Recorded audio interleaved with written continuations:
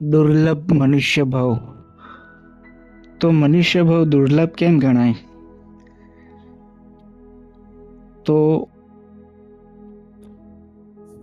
જીવની ચાર ગતિ: એક મનુષ્ય, એક દેવ, એક નારકી અને એક તિર્યચ. તિર્યચ એટલે પશુ પક્ષી જીવજંતુ, એ બધા તિર્યચમાં આવે. મનુષ્ય પોતે મરીને પાછો મનુષ્ય થાય, અથવા સારા કર્મો કર્યા હોય તો દેવગતિમાં જાય, બહુ જ ખરાબ કર્મો કર્યા હોય તો નરક ગતિમાં જાય, કાં તો તિર્યચમાં જાય. આ ચારેમાંથી કોઈ પણ એક ગતિ થાય. તો આ ચારે ગતિઓમાંથી ફક્ત મનુષ્યને જ કેમ દુર્લભ ગણવામાં આવ્યો છે? તો મિત્રો, મનુષ્ય જીવન એ સુખ અને દુઃખનું કોમ્બિનેશન છે. કોઈ પણ મનુષ્ય અવતારમાં તમે જોઈ લેજો કે આખું જિંદગી ના તો એ સુખ ભોગવે છે કે ના આખી જિંદગી દુઃખ ભોગવે છે. બંનેનું કોમ્બિનેશન છે. જ્યારે દેવગતિમાં ફક્ત સુખ અને સુખ જ હોય છે, અને નારકીઓ તો હંમેશા દુઃખ જ ભોગવે છે. અને તિર્યચો એટલે કે પશુ પક્ષી જાનવરો કે એ બધા સુખ અને દુઃખ તો ભોગવે જ છે, પરંતુ એ લોકોની બુદ્ધિ એટલી ડેવલપ નથી હોતી કે આનું કંઈ એનાલિસિસ કરી શકે. તો મનુષ્ય ભાવમાં સુખ અને દુઃખ બંનેનો અનુભવ છે. જ્યાં હાડકા માંસ લોહીવાળું શરીર હોય ને, ત્યાં સુખ અને દુઃખ બેયનો અનુભવ થઈ શકે. મોક્ષની એક શરત એવી છે કે ક્ષમતા રાખવી પડે. કર્મો ભોગવતી વખતે ક્ષમતા રાખવી પડે.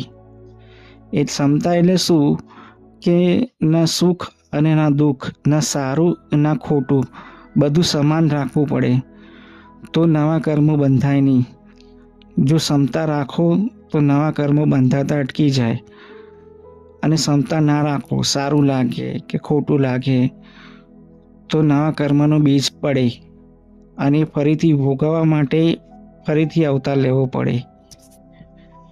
તો એક મનુષ્ય ભાવ જ એવો છે કે જ્યાં તમે સુખ અને દુઃખ, સારું અને ખોટું બંનેનો અનુભવ કરી શકો છો. એટલે કે બંનેના તમે સમાન અનુભવ કરી શકો છો.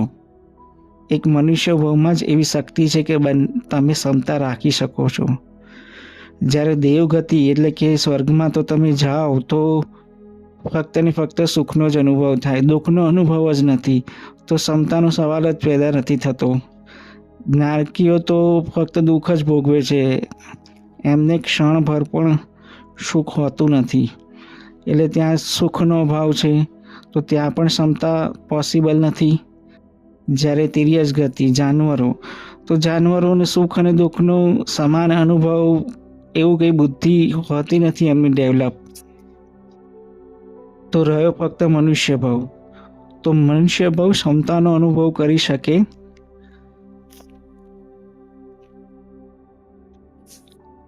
ક્ષમતાનો અનુભવ કરીને નવા કર્મો બંધાતા અટકાવી શકે. જો ક્ષમતા ના રાખો તો નવા કર્મો બંધાઈ જાય અને એ કર્મોનું ફળ ભોગવવા માટે પણ ફરીથી જન્મ લેવો પડે. માટે ક્ષમતા ફક્ત મનુષ્ય ભાવમાં જ થઈ શકે છે. અને તેથી મનુષ્ય ભાવને દુર્લભ ભાવ કહેવામાં આવે છે. ક્ષમતાનો અનુભવ કરો અને મોક્ષની પ્રાપ્તિ કરો. બીજી વાત એ કે જે સમ્યક દેવો છે, કે જે હાઈ ક્વોલિટીના દેવ છે, દેવી દેવતાઓ છે,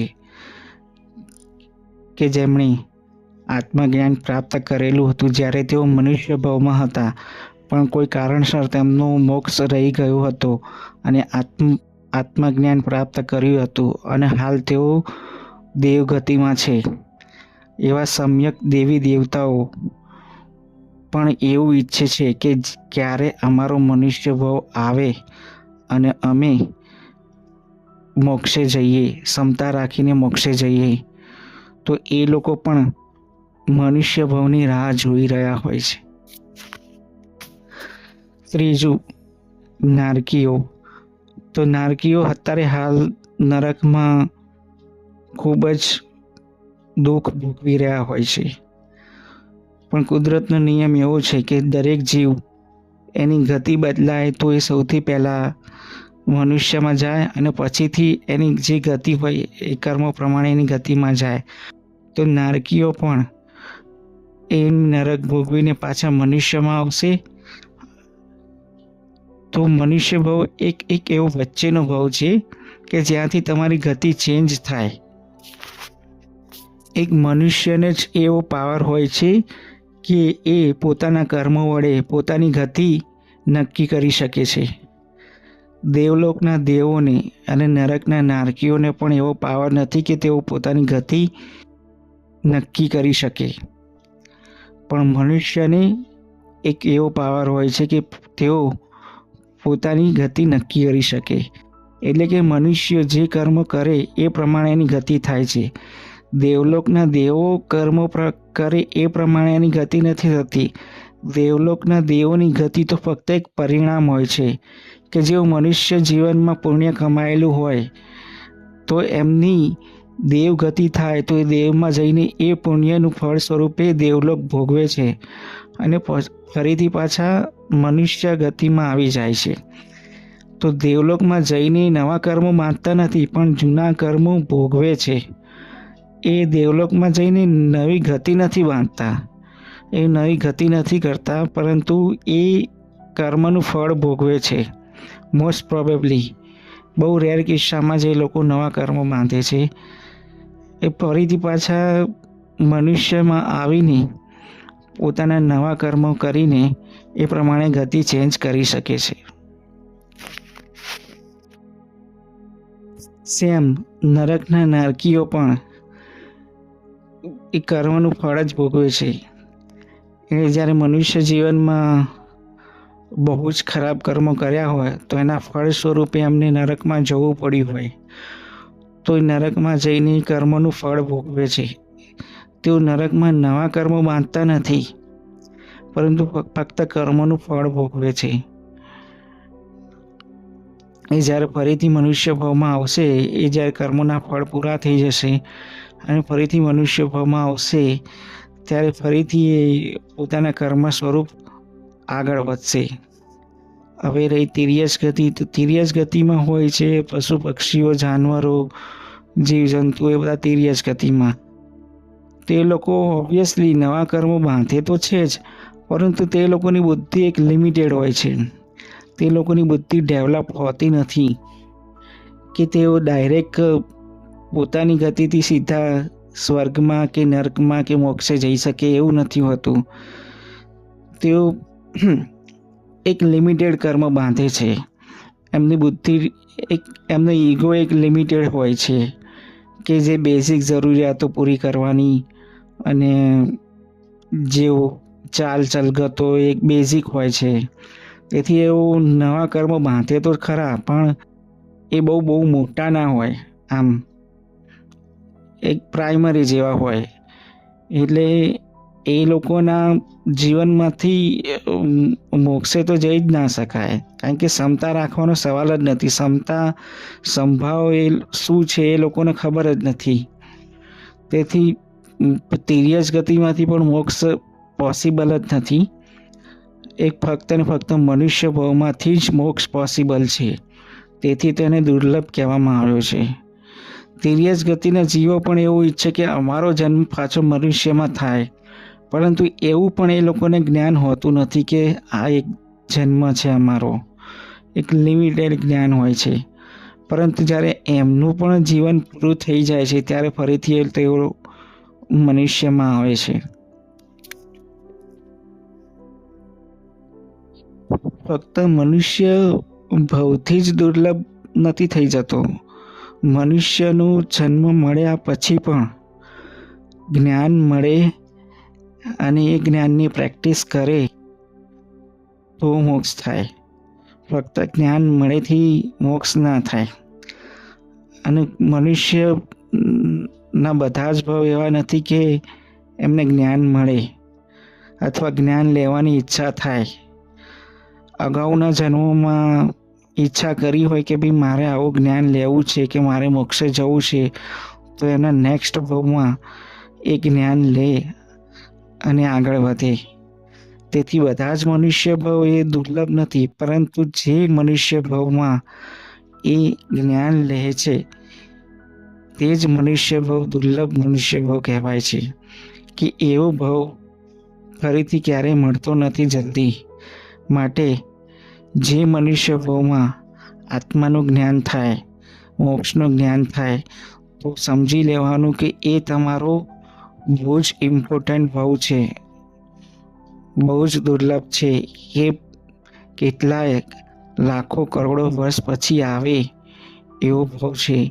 કારણ કે તમે જુઓ, દેવગતિમાં તો હજારો લાખો વર્ષનું આયુષ્ય હોય છે, નારકીઓનું પણ હજારોથી લાખોમાં વર્ષનું આયુષ્ય હોય છે. એટલે કે સમજી લો કે ભૂલથી પણ એક એવું કર્મ બંધાઈ ગયું કે નરકમાં જવું પડ્યું કે સ્વર્ગમાં જવું પડ્યું, તો ત્યાં જઈને લાખો વર્ષ ભોગવો અને મનુષ્ય ભાવની રાહ જુઓ. અને જ્યારે મનુષ્ય ભાવ આવે ત્યારે જ્ઞાન લઈને મોક્ષે જાઓ. તો સમજી લો કે મનુષ્ય ભાવ કેટલો દુર્લભ છે. ત્યાં દેવલોકના દેવો પણ આત્મજ્ઞાન વિશે જાણતા હોવા છતાં પણ મોક્ષે જઈ શકતા નથી. કેમ? કારણ કે તેમને ક્ષમતા રાખી જ નથી શકતા. એમને હંમેશા સુખનો જ અનુભવ હોય. ના એમને હાડકા માંસ લોહીવાળું શરીર હોય કે બેયનો અનુભવ થાય, કે સુખ અને દુઃખનો અનુભવ થાય. ના એમના શરીરમાં કોઈ રોગ હોય તો એમને દુઃખ પડે. એમને બધી વસ્તુઓ હાજર હોય. ના એમને કોઈ સ્ટ્રગલ કરવાની, ના સવાર પડે નોકરી ધંધે કે એવું કશું જવાનું નહીં. તો એમને તો સુખ ને સુખ જ હોય છે. તો દુઃખનો અનુભવ જ નથી. દુઃખનો અનુભવ નથી તો સંભાવનો પ્રશ્ન જ થતો નથી. સંભાવ ક્યારે થાય? કે સુખ અને દુઃખ બંને સંજોગોમાં સરખો ભાવ રહે. દુઃખના સંજોગોમાં પણ અંદરથી દુઃખનો અનુભવ નથી અને સુખના સંજોગોમાં પણ અંદરથી સુખનો અનુભવ નથી. બંને વખતે સરખો ભાવ છે, તો એને સંભાવ કહે છે.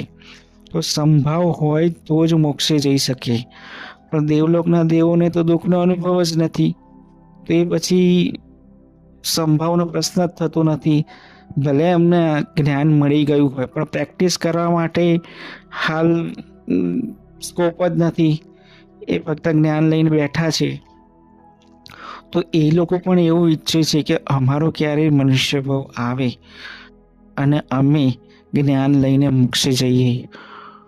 તો મિત્રો જાણી લો કે તમને મનુષ્ય ભાવ મળ્યો છે, તો જ્ઞાન લઈને મોક્ષે જતા રહો. ફરીથી આવી ગતિઓમાં ભટક કરવું ના પડે. મનુષ્ય ભાવ પણ એમને એમ નથી મળતો. મનુષ્ય જેવા કર્મ કર્યા હોય તો જ મનુષ્ય તરીકે રિપીટ થાય, નહીંતર એની બીજી ગતિ થઈ જાય.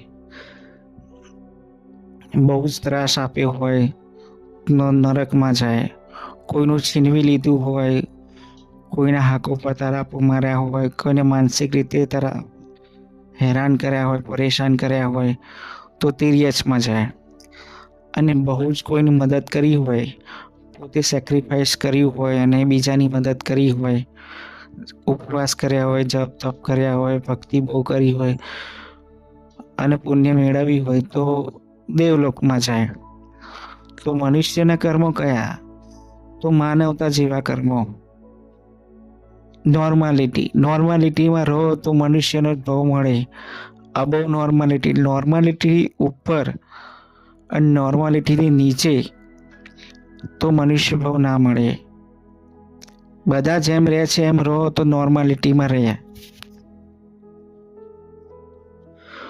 માનવ ધર્મ એ દુનિયાનો સૌથી મોટામાં મોટો ધર્મ છે. બીજા બધા ધર્મો, આત્મધર્મ કરતાં પણ માનવ ધર્મ એ ઊંચો છે. માટે માનવતા રાખો તો મનુષ્ય તરીકે રિપીટ થશો. માટે મનુષ્ય જીવન એ બહુ દુર્લભ છે. મનુષ્યનો ભાવ મળવો, એમાં પણ જ્ઞાન મળવું, એ બહુ જ દુર્લભ છે. લાખો કરોડો વર્ષે તમને આત્મજ્ઞાન થાય એવો એક ભાવ મળે છે, તો એ બરબાદ ના કરતા.